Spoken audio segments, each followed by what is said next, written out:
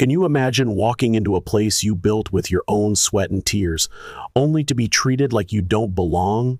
That's exactly what happened to Marcus Bennett at a high-end bank in downtown Chicago, a gleaming fortress of wealth he created from nothing. A black man steps up to the counter for a simple withdrawal, his heart steady but his senses sharp. The teller, she barely glances at him, shoving his ID aside like it's trash, her tone cutting like a knife. Moments later, security storms in, dragging him out like he's some common criminal, while white customers saunter out with stacks of cash, no questions asked. Can you believe it? What the bank doesn't know is they've just thrown out the wrong man. Oh, yes, they did. When Marcus's true identity comes to light, he's about to show them who really holds the power here, and it's going to sting. It was 9:00 a.m. sharp when Marcus Bennett strode into the Bennett Financial branch, his branch, the one he dreamed up and brought to life against all odds. The glass doors parted with a smooth whoosh, letting in a rush of crisp morning air that mingled with the scent of polished wood and ambition. Sunlight poured through the towering floor-to-ceiling windows, casting golden streaks across the sleek tile floors. Oh, it was a sight to behold. The bank buzzed with the quiet hum of business. Employees in crisp, tailored suits darted behind the counters, clients lined up in neat rows, their faces calm as they awaited their transactions. And the soft chime of the service bell echoed like a heartbeat. This was a well-oiled machine, a testament to Marcus's vision, his relentless drive to build something extraordinary. But today he wasn't here as the CEO. No, sir. No fancy meetings, no press conferences, no high-stakes deals. Just a routine withdrawal, $15,000 from his personal account. Should be simple, right? Something any customer could do without a hitch. He wasn't decked out in a custom suit or flashing a designer watch, just rocking a neatly pressed light blue button-down, khaki pants, and clean sneakers. Unassuming, blending into the morning crowd like he was just another face in the line. As he stepped deeper into the bank, his sharp eyes caught something that made his stomach twist. A middle-aged white man in a charcoal gray blazer stood at the counter. And the teller? She was all smiles, counting out neat stacks of cash like it was nothing, handing them over without so much as a raised eyebrow. Marcus glimpsed the transaction slip as the man turned $20,000. Can you imagine? The guy pocketed the money, gave a nod of appreciation, and strolled toward the exit, free as a bird, untouched by scrutiny, unquestioned, unbothered. Marcus exhaled slowly, his jaw tightening for just a split second before he forced it to relax. He'd seen this before, felt the sting of it in his bones, but today, he was determined to make sure his bank, his creation, didn't play host to that same silent prejudice. No way was he letting that slide. Keeping his face neutral, he moved toward the teller counters, his steps steady despite the fire flickering in his chest. The line was short, and in moments, he was face to face with a blonde woman in a stiffly pressed navy blazer. Her nameplate read Amy Carter, and let me tell you, she was not rolling out the welcome mat. Unlike the warm exchange he just witnessed, Amy didn't offer a smile, didn't even glance at him properly before sliding a clipboard his way. "Fill this out," she snapped, her voice flat, mechanical, like she was talking to a machine, not a person. No greeting, no pleasantries, nothing. Marcus studied her face for a moment, searching for a hint of humanity, but found none. Something was off, way off, but he kept his cool. Oh, he did. He lowered his gaze to the form, a standard withdrawal slip. Nothing fancy. Procedures were procedures, so he grabbed a pen from his pocket and filled it out quick, sliding the clipboard back with his driver's license. But Amy? She didn't even glance at the ID. She took one look at the amount and shoved the form back like it was tainted. "We can't process this," she said curtly, folding her arms like she was done with him. Marcus frowned, his fingers brushing the rejected form. "Excuse me?" he asked, his voice calm but edged with disbelief. "Amy, didn't blink. We don't handle large cash withdrawals like this. His brow furrowed. Did she just say that? I just watched that man walk out with $20,000 in cash, he said, gesturing toward the exit where the previous customer was disappearing into the bustling Chicago sidewalk. You didn't hesitate for a second with him. Amy's lips pressed into a thin, tight line, her eyes narrowing. That's different, she said, her voice dripping with something that wasn't quite an answer. Marcus leaned forward just a touch, his tone firm but still calm. Oh, he was holding it together. How exactly? He pressed. Amy averted her gaze, but not out of shame. No, it was irritation, plain as day. Instead of answering, she flicked her eyes toward the glass-walled office at the back, where Victoria Sanders, the manager, stood watching with a look that could freeze fire. Marcus followed her gaze, and there she was, Victoria Sanders, arms crossed, her sharp eyes locked on him with thinly veiled scrutiny. A woman in her mid-40s, dressed in an immaculately tailored suit. She had that calculating stare of someone who'd already judged you before you opened your mouth. Their eyes met, and she gave a slight nod, so subtle you'd miss it if you weren't paying attention. But Marcus saw it. Oh, he saw it. That nod was all Amy needed. Her posture straightened, her confidence surging like she'd just been handed a free pass. When she turned back to Marcus, her eyes were colder, harder. She exhaled sharply, like she was already done with this conversation. I told you, she said, tapping the slip of paper between them. We can't process this transaction. Can you feel the tension? It was thick enough to choke on. Marcus inhaled slowly, keeping his patience locked tight. And I'm asking you why, he said, his voice steady. But oh, the weight behind it. Amy didn't answer right away. Instead, she tapped her manicured nails on the counter, slow and deliberate, like she was buying time. Finally, she sighed, tilting her head with a fake sweetness that made Marcus's skin crawl. It's just unusual, she said, her voice syrupy but sharp. A cash withdrawal this large? It's suspicious. That word suspicious hung in the air like a slap. Marcus felt it sink into his chest, his bones, the way it always did when people like Amy used polite words to hide ugly truths. He knew this game, had played it his whole life, navigating a world where some folks got trust handed to them on a silver platter, while others folks like him had to prove they belonged, over and over. Why does it always have to be like this? You didn't seem suspicious when he did the exact same thing, Marcus said, his voice even controlled, but burning with truth. He didn't need to point. They both knew who he meant. So tell me, Amy, what's the difference? A flicker of something panic flashed in her eyes, but she shook it off quick, shaking her head. Sir, one don't make the rules, she said, like that was supposed to end it. Marcus let out a soft, humorless chuckle. You don't make the rules, he echoed, but you sure as hell know how to apply them selectively, don't you? Amy bristled, her lips pinching tight. I need to get my manager, she snapped, her tone clipped. And just like that, she spun on her heel and marched to the back office, leaving Marcus standing there, heart pounding. He didn't move, his fingers resting on the cool counter, tapping in time with the steady thud of his heartbeat. The air in the bank had shifted, like a storm was brewing. He could feel eyes on him, other tellers sneaking glances, customers shifting uncomfortably, sensing the tension but staying out of it.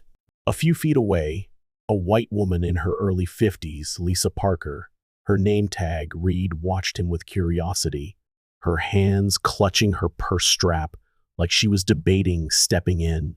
Marcus caught her gaze, and for a moment, she hesitated, offering a small, uncertain smile. He didn't return it, not out of spite, but because he knew how this went. Folks like Lisa noticed, they whispered, but they rarely acted. Why don't they ever say something? The back office door swung open, and out came Victoria Sanders, her heels clicking like gunshots on the tile, her face unreadable. Amy trailed behind, chin up, a smug little smirk on her face. She thought she had backup. Victoria stopped at the counter. smoothing her blazer as she sized Marcus up. "Good morning, sir," she said, her voice polished, professional, but cold as ice, the kind reserved for difficult customers. "I understand you're trying to make a large withdrawal today." Marcus met her gaze, unflinching. "I am." Her smile was fake, never reaching her eyes. "Unfortunately, we have certain security protocols for transactions of this size." Marcus tilted his head. "Security protocols?" he asked, his voice laced with skepticism. "Yes," she said smoothly.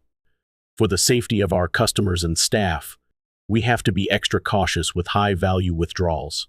Marcus folded his arms, his stance shifting. "So what does that mean for me?" Victoria's expression turned patronizing, like she was explaining something to a child. "It means we need to verify some additional information before proceeding." Marcus exhaled through his nose, his patience fraying. "You mean my information? Because you didn't need to verify anything when that man withdrew more than I did." Victoria's smile held, but her jaw tensed. She wasn't used to being challenged, was she? "I can't speak to other customers' transactions," she said, her tone sharpening. "But in this case, I'll need to confirm the source of these funds and verify your last deposit amount." Marcus's patience slipped another notch. "You have my account number right there," he said, pointing to the form. "Look it up." Victoria's face hardened. "I'm going to need you to cooperate, Mr. Bennett." Marcus laughed, short and incredulous. "Great. I'm giving you everything you need, and you're still refusing me. That's not protocol, that's profiling." Oh, that word hit like a thunderclap, didn't it? That word profiling slapped the air like a thunderclap, didn't it? Marcus Bennett stood tall, his heart pounding, as he watched Victoria Sanders' eyes flicker with something guilt, fear, whatever it was. It vanished quick, replaced by that cold, calculated stare. Amy stiffened behind her, her arms crossed tight, like she was bracing for a storm. The whole room seemed to hold its breath, every teller, every customer, waiting for the next move in this tense showdown. Victoria's lips parted, then snapped shut, like she was chewing on her words, picking them carefully. But then, without breaking eye contact with Marcus, she raised a single hand and made a sharp, commanding gesture across the room. Oh, you could feel the power she thought she had. A figure stirred Ethan Reynolds, the bank's security guard, a broad-shouldered white man in his mid-30s, straightened from his lazy lean by the entrance. His gaze darted to Victoria, then locked onto Marcus. No hesitation, not a flicker of doubt, he started marching toward the counter, his boots thudding like a war drum on the polished tile. Can you believe the audacity? Marcus didn't budge, not an inch, as Ethan approached, each step echoing louder, heavier, like the weight of history itself. This guard was tall, broad, the kind of guy who carried authority like a badge. He never had to show. Why would he? People like him never had to prove they belonged. His face was a mask, carefully neutral, but his posture screamed, otherwise shoulders squared, hands loose but ready at his sides, moving with that slow, deliberate strut of someone itching for a fight they didn't need to start. Victoria didn't even glance his way. She didn't have to. Her silent command had been issued, and she kept her eyes glued to Marcus, watching, waiting, expecting him to fold. They always did, didn't they? That's what she thought. But Marcus? Oh, he wasn't that man. He let out a slow, controlled breath, his expression unreadable, even as a fire hot, raw, righteous curled in his chest. How many times had he lived this moment? A black man, treated like a threat in a place he was supposed to call his own. It was a script as old as time, and he was sick of playing his part. "I'm going to ask you again," Victoria said, her voice still dripping with that polished professional venom, like she wasn't orchestrating his humiliation right there in front of everyone. "Can you verify the source of these funds?" Marcus's jaw tightened, his eyes narrowing. "My paycheck," he said, his voice steady, even, cutting through her nonsense like a blade. Like every other time I've deposited money into this account. Did she hear him? Did she care? Victoria tilted her head, her eyes flicking to Amy, who stood rigid behind the counter, arms crossed, her face a mix of defiance and unease. And, can you provide the exact amount of your last deposit? She pressed, her tone sharp, like she was daring him to trip up. Marcus stared at her, his gaze unwavering, feeling the weight of the room pressing in. Other customers were pretending not to eavesdrop, their heads turned just enough to listen. Tellers avoided his eyes, busying themselves with papers and screens. And Lisa Parker, that older white woman by the customer service desk? She shifted uncomfortably, her fingers tightening on her purse strap, her mouth twitching like she wanted to speak. You could see it, the fidgeting, the hesitation, but then she decided, not my place. Why do they always stay silent? Marcus dragged a hand down his face, exhaling through his nose, fighting to keep his voice calm, even as his patience frayed. You have my account number right in front of you, he said, each word deliberate, measured. Why don't you look it up? Why was that so hard? Victoria's expression didn't budge, her face a mask of cold authority. That's not how we do things here, she said, her voice clipped, final. A laugh, low, bitter, humorless, slipped past Marcus's lips. That's interesting, he said, his tone sharpening, because I've banked here for years, and not once have I been asked these questions. Not once have I been treated like I don't belong. He took a step closer to the counter, his voice rising just enough to carry, to demand attention. So tell me, Victoria, what exactly about me makes you think I don't? Oh, that question hung heavy, didn't it? It was a challenge, a mirror held up to her biases, and the room felt it. Silence fell, thick and suffocating, like the air itself was holding its breath. Amy's gaze darted to Victoria, uncertainty creeping in. Oh, even she knew they'd crossed a line, didn't she? They'd gone from policy to something uglier, something undeniable. But Victoria? She didn't flinch. If anything, a slight curve of her lips hinted she relished the power she thought she wielded. Her eyes flicked past Marcus, a subtle signal, and there it was, Ethan Reynolds, stopping right beside him, close enough for Marcus to feel the looming shadow at his periphery. I'm going to have to ask you to leave, Ethan said, his voice flat, impersonal, like Marcus was just a nuisance, not the man who built this very bank. Can you imagine the gall?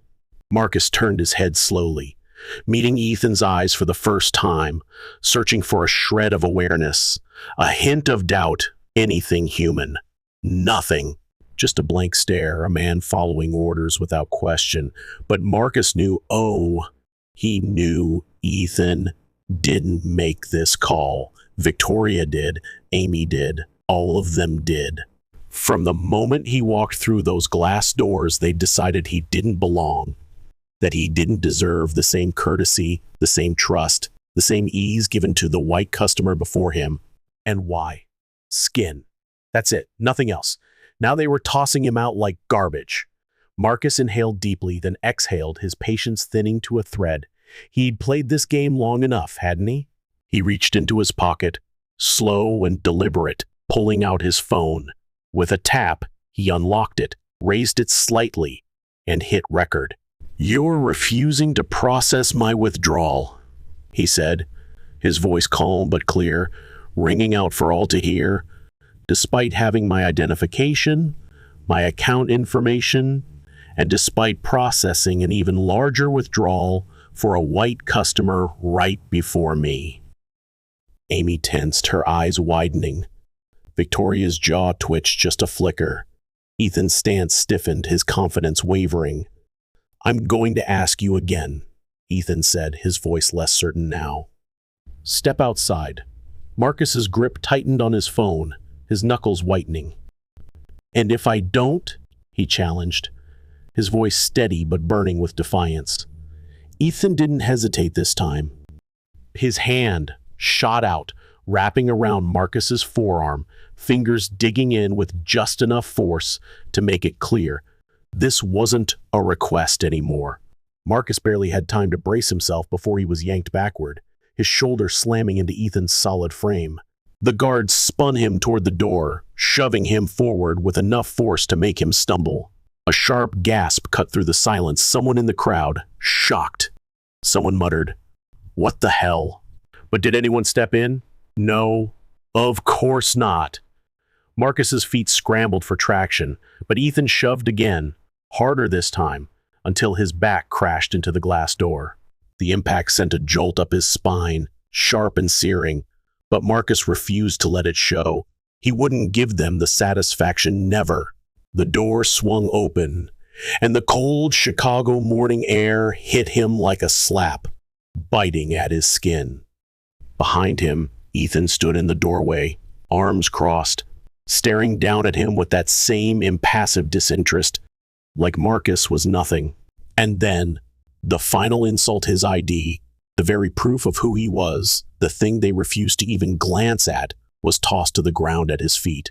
The small plastic card hit the pavement with a sharp, lifeless clatter, and something roared in Marcus's chest, hot, raw, teetering on the edge of rage. How dare they? But before he could move, before he could bend to pick it up, a shadow fell over him. Jamal Brooks, the second security guard, black, mid-30s, with a weariness that spoke of years of enduring this same nonsense, stepped forward. His face was unreadable, but his eyes? Oh, they carried a story. He crouched down, his fingers closing around the discarded ID, dusting it off with a care that felt almost sacred before handing it back to Marcus. "This place," Jamal muttered, just loud enough for Marcus to hear, "always does this." Marcus took the ID, their fingers brushing briefly, a silent understanding passing between them. Jamal exhaled, shaking his head. "Doesn't matter if you got a degree, if you got the credentials, if you keep your head down and do everything right," he murmured, his voice heavy with the weight of too many years spent swallowing this truth. "They don't want us here, not in the offices, not at the top. We're security, we're janitors, we're the numbers they need to make it look like they give a damn." He glanced back at Ethan, his expression a mix of resignation and quiet disgust. "But this," his voice dropped, "just for Marcus, this ain't new." Oh, those words hit hard, didn't they? They carried the pain of a shared struggle, a wound that never quite healed. Marcus stared at Jamal for a long moment, his heart still racing, adrenaline pumping through his veins like fire. Then, slowly, he reached back into his pocket. This time, he wasn't recording, he was dialing. The line rang once, twice, then David Carter's crisp voice answered. Marcus's grip tightened, his voice low, urgent. "I need you at the Chicago branch. Now." A beat of silence, then a sharp inhale on the other end. "I'll be there in 15. Marcus ended the call, sliding his phone back into his pocket. His fingers curled around his ID, the edges biting into his palm, grounding him, keeping the fury simmering beneath his skin from erupting. His eyes flicked to Jamal, still standing beside him, hands on his hips, gaze shifting between Marcus and the glass doors where Ethan stood like a sentinel. Jamal let out a short, humorless laugh. "Well," he muttered, shaking his head, "this is about to get real interesting, ain't it?" "Oh, you better believe it was." Marcus Bennett stood outside, the cold Chicago air biting at his skin, but he didn't flinch. Why should he? He'd just been humiliated, dragged out of his own bank like a nobody, but he wasn't about to let them see him break. He didn't respond to Jamal's quip about things getting real interesting. He didn't need to. His silence spoke louder than words, his resolve harder than steel. The next 15 minutes dragged on like an eternity, each second heavy with the weight of what had just happened. Through the glass doors, he could see the bank humming along as if nothing was wrong. Can you believe that? Victoria was back behind the counter, barking orders at Amy. Her movements sharp, efficient, dismissive, like she hadn't just orchestrated a man's public shaming.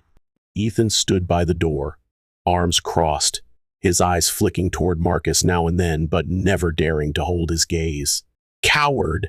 And Lisa Parker, that older white woman who'd watched it all unfold?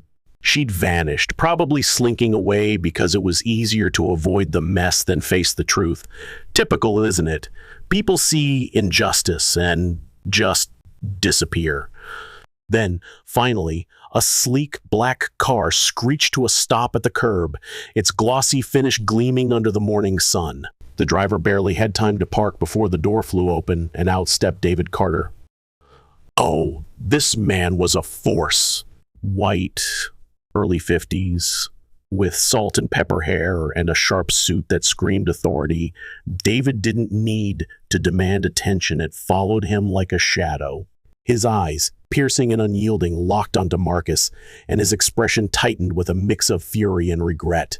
He didn't waste a second, striding forward with purpose, his presence cutting through the morning chill like a blade. Ethan straightened as David approached, a flicker of uncertainty crossing his face.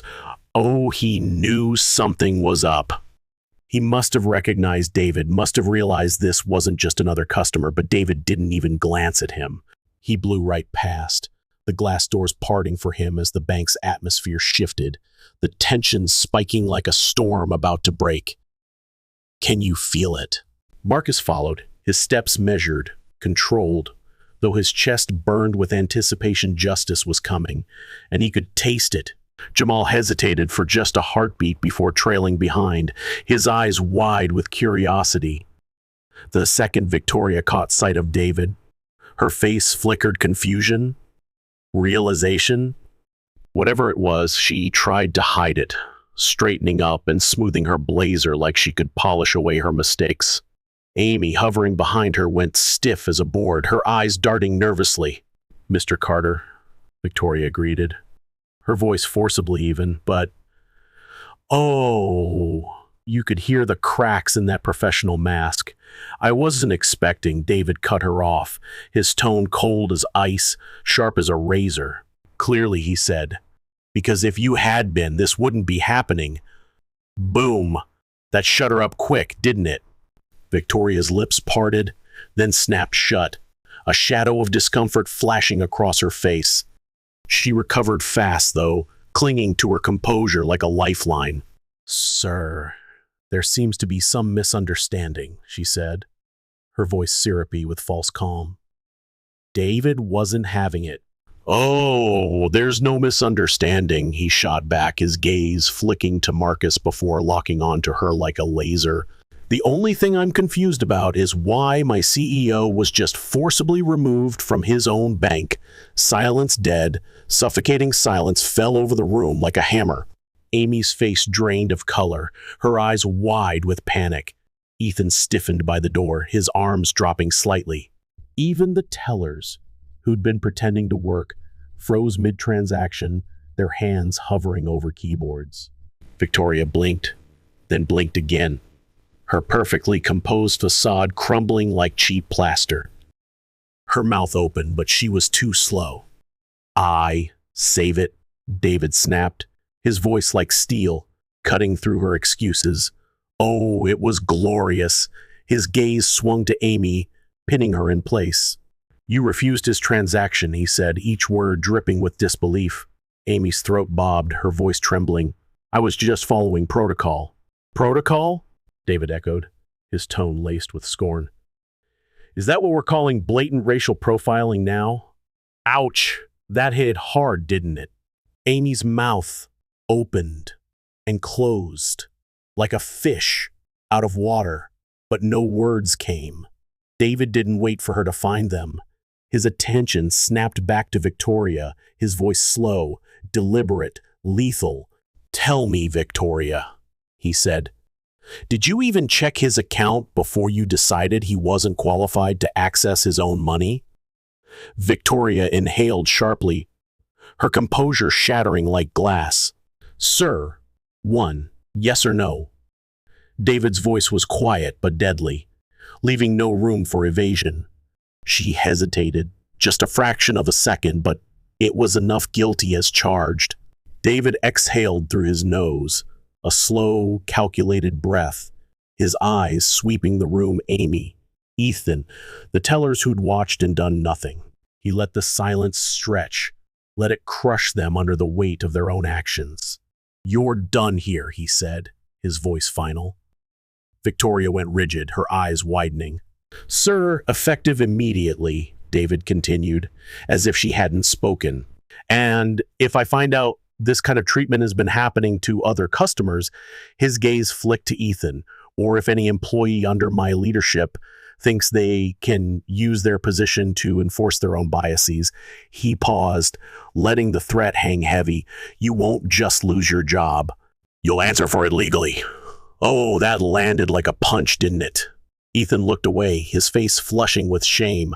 Victoria's cheeks burned a deep red, a stark contrast to the icy confidence she'd wielded minutes ago. "This is completely unnecessary," she stammered, but her voice lacked conviction. "Unnecessary?" Marcus finally spoke, his voice sharp, incredulous, cutting through the room like a blade. "You had me thrown out like a criminal. You refused to even look at my ID, refused to check your own system. You knew exactly what you were doing." Victoria flinched, her eyes darting away. David turned to Marcus, his expression softening, a flicker of apology in his eyes, though he knew words couldn't undo the hurt. He nodded, firm, then turned to Jamal. "And, you," he said, his tone shifting. Jamal stiffened, caught off guard. "Sir?" David studied him for a moment, then nodded. "You're promoted, effective today." Jamal's eyes widened, his stance shifting as he processed the words. You deserve better than working under people like this," David said simply, his voice warm with respect.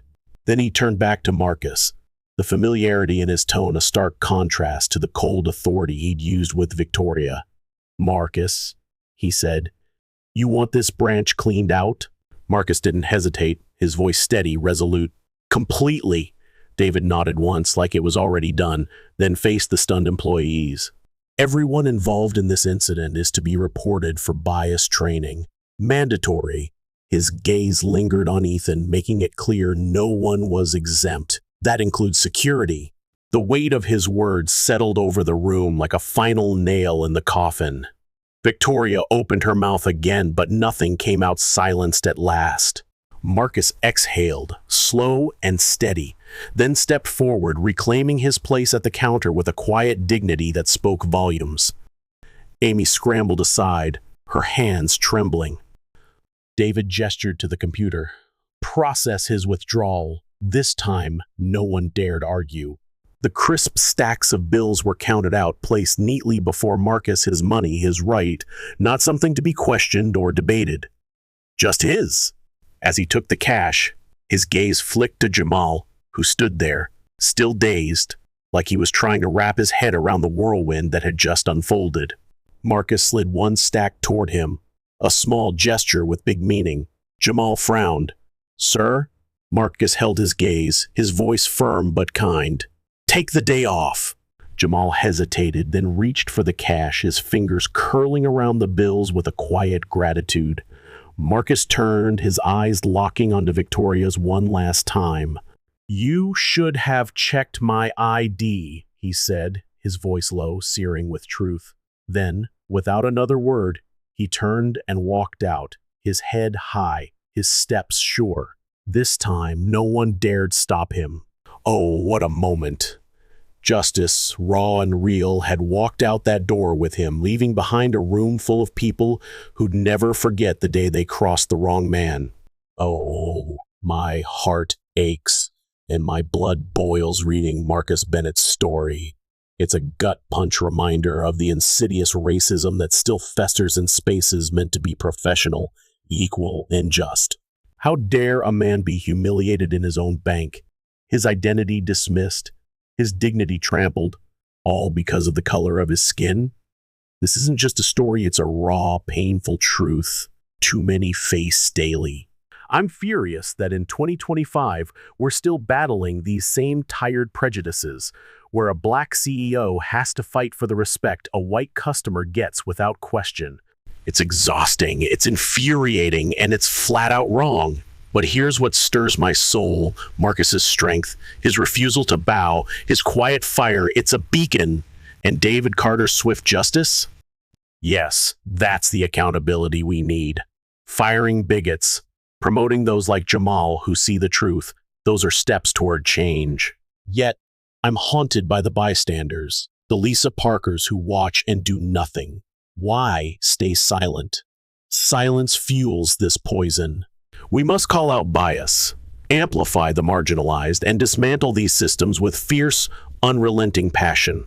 This story screams for a lifestyle of courage, living boldly against injustice, rejecting complacency, and building spaces where everyone belongs.